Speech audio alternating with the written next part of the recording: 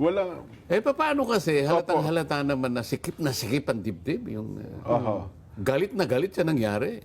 Aha. Dahil ang pagkakaalam nila, nautakan sila. naisahan. Mga ganun, ano? Naisahan, nautakan. Yung ba namang very triumphant kasi yung pagdating ni Senator Bato. Ayun nga po. Nagkataon pa naman, dumating sa pagkakataon na talagang kailangan talaga Opo. ang kanyang presensya.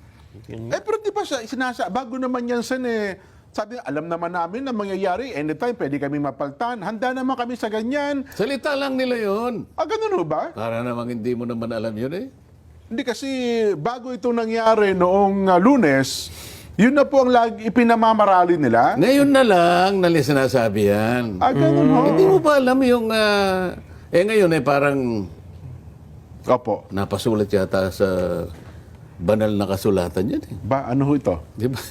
Nagkaroon ng katuparan po, ha? Oh. Hindi, alam mo yung taong dahil sa kanyang sama ng loob, yung parang dahil nga nautakan ba, nasalisihan ba, nandun na yung pinagsama-samang pride at saka yung lahat na. Ayun nga. Okay. Sabi ng Biblia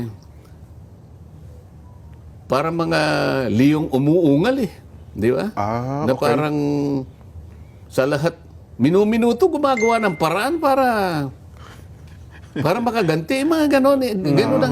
Ganon ang tingin namin sa kanila. Samantalang nung sila nakuha nila yung majority, nakita niyo man, wala namang wala namang insidente.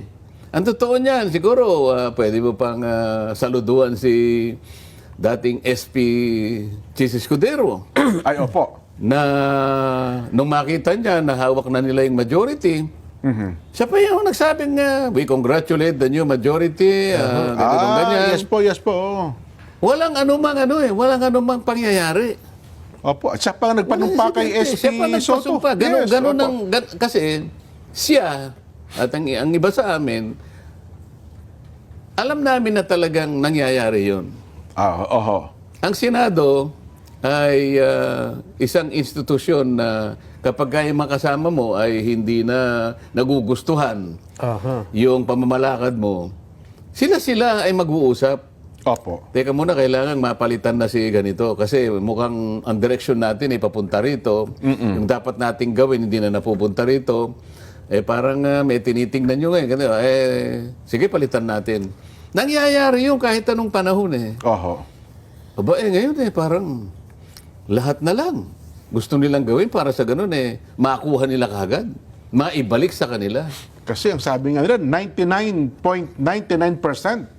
Ilang araw lang, babalik daw po ulit sa kanila. May mga lumalabas na ganun. Talagang nagpapahiwatig sila. At saka dahil nga alam nilang krusyal, alam nila kasi na meron na kaming 12 votes. Opo. Ngayon, binabantayan nila yung inaakala nilang makukuha namin. So, binantayan nila yung isa. Di ko na muna sasabihin ng pangalan. Yes, Si Bato kanya, wala yan, hindi makakarating. Yan, tama. Ngayon, para sa ganun, makasiguro sila, pinayagan nila yung NBI na nandun na kagad. Sa baba. Maaga pa lang. Nandun na It's another, parang another shield of guarantee na talagang hindi. Kasi nga takot na takot eh. Ako rin naman, wala naman akong alam na kasi wala naman akong kapag-asan makakarating naman si Senador Bato dahil sa alam natin ang kalagayan niya di ba? Bagamat sa sarili ko naman sana dumating si Senator Bato. Di ko lang alam paano kaya mangyayari yun. 1 milyon ang naghahanap sa kanya. Paano kaya makakarating? Nangyari nga ang hindi nila inaasahan. Biglang dumating. Nasalisihan. Yun ang kanilang Pinanggagalaiti. Pinanggagalaiti na yan. Paano nyo nakalusot yan? Paano nakapasok dito yan? Para ko nang nakikita ng halos sila, naglulupasay lahat Narinig ko na po dati. Ako una nagalit ka sa akin. Kulang na lang na maglupasay silang lahat. Opo. Nako. Tama ba yun?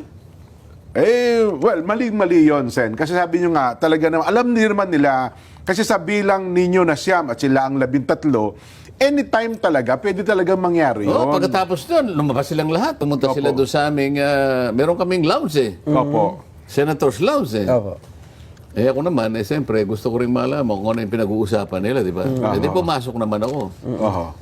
Siyempre, Nakidinan kayo ng konti. may pagkain naman doon. Bakit sa kanila ba yun lang? Eh, kasama naman ako ron. Lahat ng Oo, naman. ako naman sa ganung pagkakataon na ako'y tuwan-tuwa namang nakikita ko naman sila eh.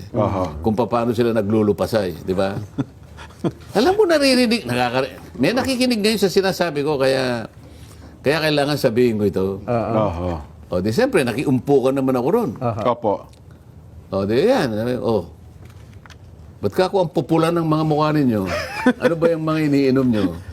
Alam nyo naman siguro, ako na Yes sabihin. po. Talagang ano eh.